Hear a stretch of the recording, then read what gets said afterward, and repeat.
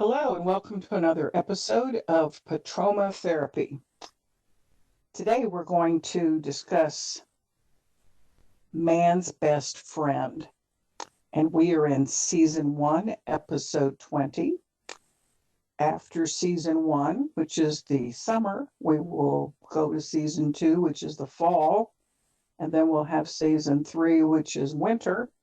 And we're going to be in therapy for a long time, so we hope you'll join us. As you can see in our cover shot, there are two dogs. I would like to introduce you to the dogs. The German Shepherd is Nate the Great, and the other little one is some kind of Anatolian mix, and her name is Jolie. So here we are in Patroma Therapy. How are you today with dogs? What a wonderful dogs we have on our cover shot today. Did you say only one of them is purebred German Shepherd?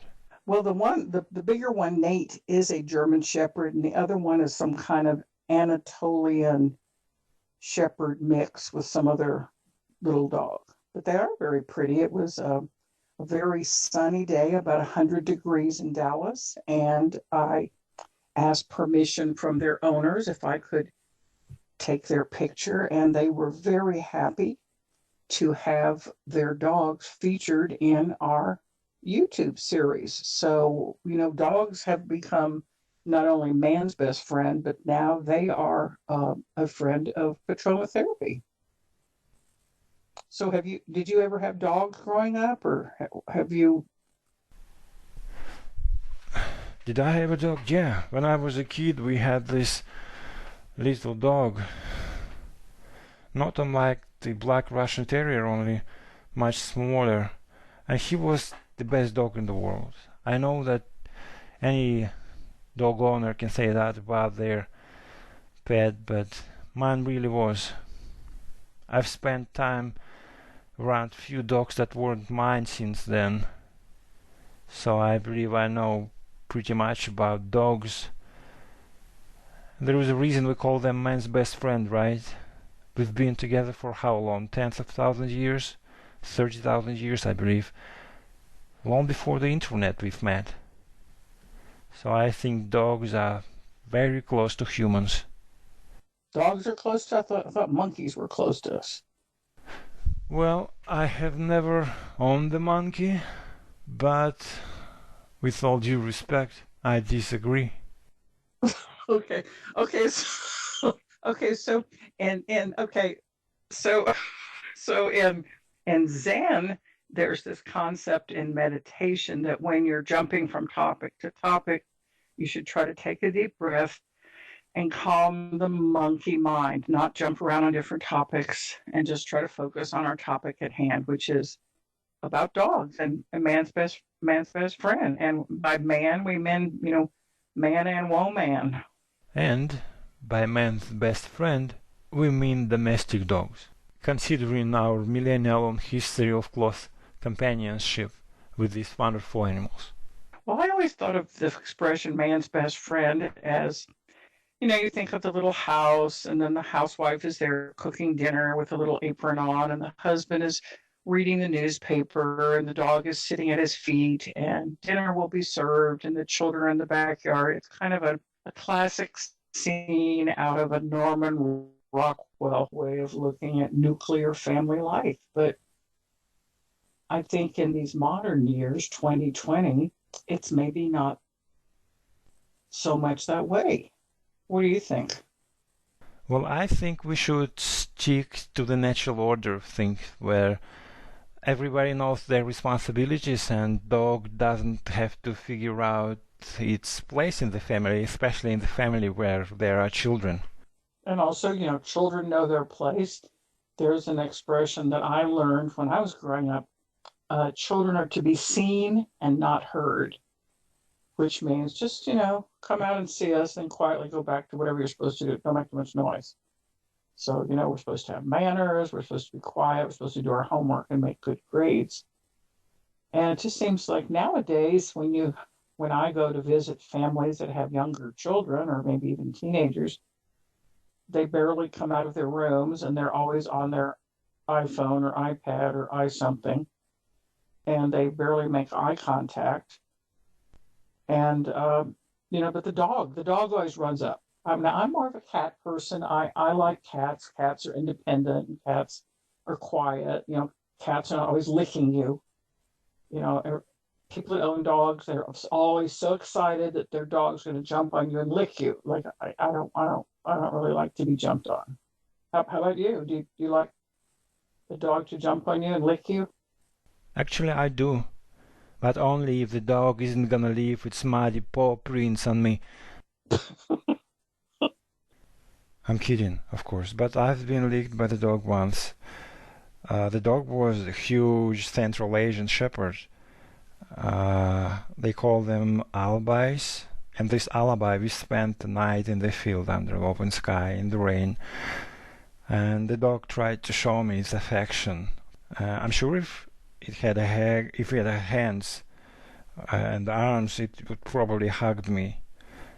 But it tried to show its love to me, and the love they give you, you can't compare it with anything in this world.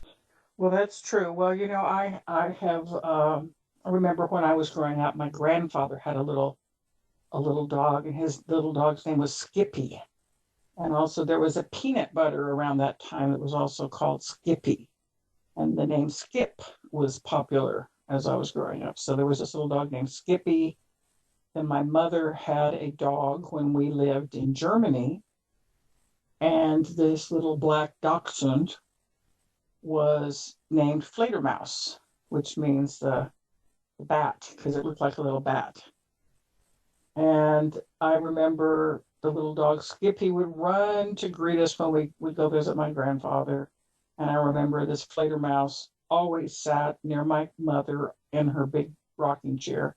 And the dog would run to greet all of us when we would come to my mother's house and, visit her. So the happy dog running to greet people, I do have some fond memories of.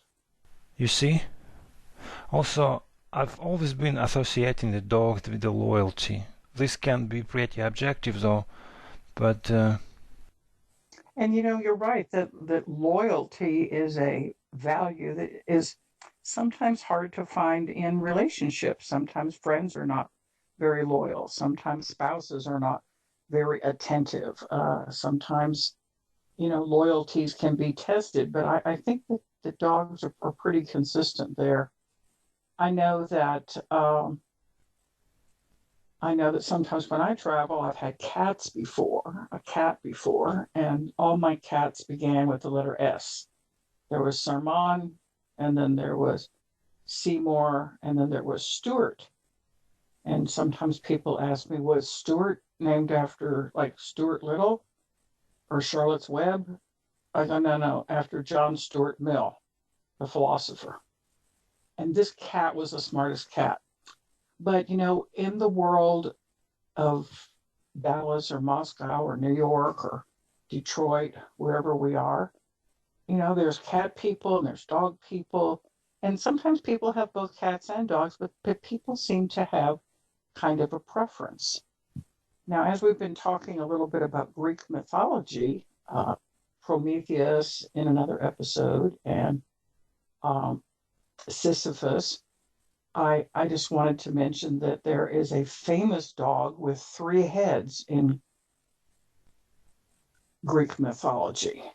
And this dog is a guard dog, and he guards the gates of the underworld. So when people go into the underworld for some Greek, afterlife, this three-headed dog is guarding the underworld. So have you ever had a guard dog, or is it more like a dog you just take for a walk as a pet, or what kind of dog friends do you have? well, I don't have any dog friends nowadays, but I've always dealt with huge, vicious working dogs. I remember this one, well, technically it wasn't mine, but I remember this one East European Shepherd I liked a lot. Hmm. And if you ask me now, I would gladly have a Labrador Retriever. I think Putin had Labrador 10 years ago. And what did Obama or Trump have for dog friend? Do you know? I'm not up on presidential dogs. I am not, but I'd like to just share with you that in Texas there seem to be a lot of golden retrievers and lab retrievers. So that seems to be a dog that I see around Dallas a lot. I was surprised to see the dogs on the cover shot, Nate and Jolie. Some people like poodles. I am not a fan of the poodle. A lot of people cut the poodle's hair into these puffy designs. Some people like chihuahuas. I like greyhounds. I like the racing greyhounds. They look pretty cool to me. They have really sleek legs and a nice design. I mean, their body's designed look great. Another dog that I think is underrated is the Basset Hound. He has long ears and he seems a little bit sad. And I was wondering, have you heard of Doberman, or were you going to say something about Doberman?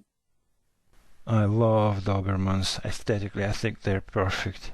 I read this interesting story somewhere that 100 years ago in Germany there was a mailman who was often attacked by the dogs, and he thought how to protect himself from all these dangers, and he also had the dog pound. So he somehow used this pound to make a new breed, and that's how the Doberman appeared. Well, that's pretty interesting. Also, you mentioned poodles before. Don't be dismissive, because I read that poodles somehow is number one, or maybe number two, top five, that's for sure, in the top five of the smartest dogs ever. How many poodles do you know personally?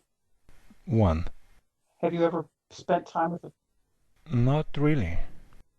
like you said, the animal is kind of a reflection, certain types of animal companions get with certain people, blah, blah, blah, blah, blah. Poodles are like high maintenance. They have to go to the beauty shop. Some people get their nails done. Like, to me, a dog is supposed to run and like chase something and drink its water, eat its food, and lay down and go to sleep and get up and do it again. Like, to me, a dog lives in the present. It's carefree, it's running.